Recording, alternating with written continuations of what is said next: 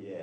Well, the principal reason is that the extra cost of inflation on our budget, staff costs, cost of inflation on purchasing services externally, goods and services, are not covered by the increase in grant from government. So we're left with a gap every year which we need to fund.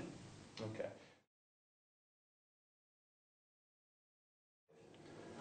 Just inflation on our budgets is about 9 million, and we get about 2 million from government. So just on inflation, we're looking at minus 7 million to cover.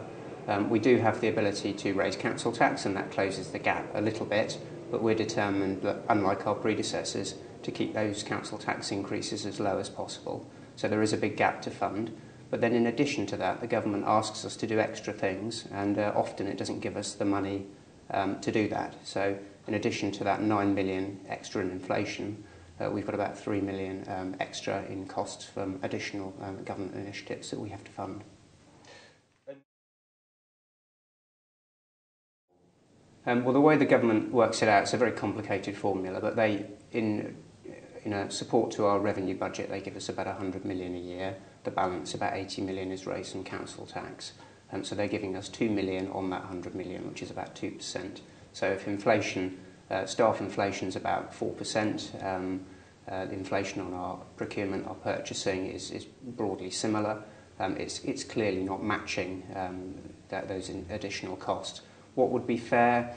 Well, we've had 10 years of underfunding, so if we ignore that and just start from today and forget all the previous years of missed support from the government, I would say at least matching the cost of wage inflation, which is negotiated at a national level, so 4%, and covering the cost of those additional things that the government are asking us to do. So if we were to be very, very kind to government and just say, meet your basic obligations, I would say they should be giving us about 6 million. But separate to that, the government's formula for their funding is based on per head of population. Now, the government says that there's about 225,000 people in Southampton. Many people dispute those statistics, especially since we've had a large influx of Eastern European people since 2004. Just looking at how many people are registered with GPs and that sort of thing, we're seeing that the figures locally are different to the ones that the government are quoting. And some people estimate there could be 20,000 plus Polish people living in the city. Now, they're not being counted in the government statistics.